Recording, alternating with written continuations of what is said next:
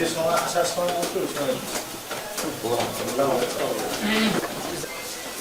ভালো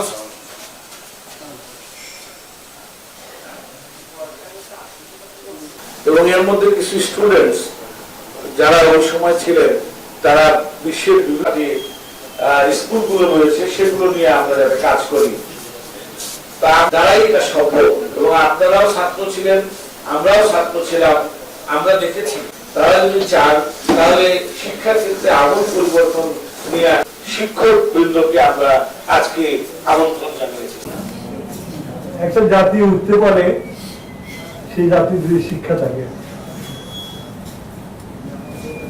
আমরা এবার সরকার এসে আমরা মনস্থির করেছি যে আমাদের বাজেটের জিডিপি প্রায় 5% খরচ করবো আমরা এডুকেশনের জন্য।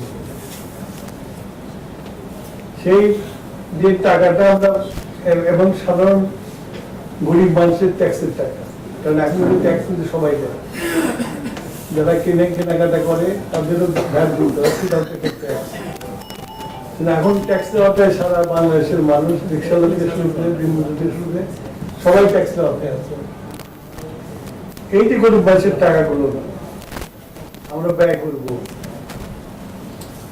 এটা যদি জাস্টিফাইড না হয়, এটা যদি শিক্ষার নামে টাকা খরচ শুধু ভবন করে ভবন সুন্দর ভবন করে আপনার রাখলাম, কিন্তু ভবনের ভিতরে কি হচ্ছে এটা যদি আমরা না করি তাহলে আমাদের যে পারপাসটা পারপাস না হবে না।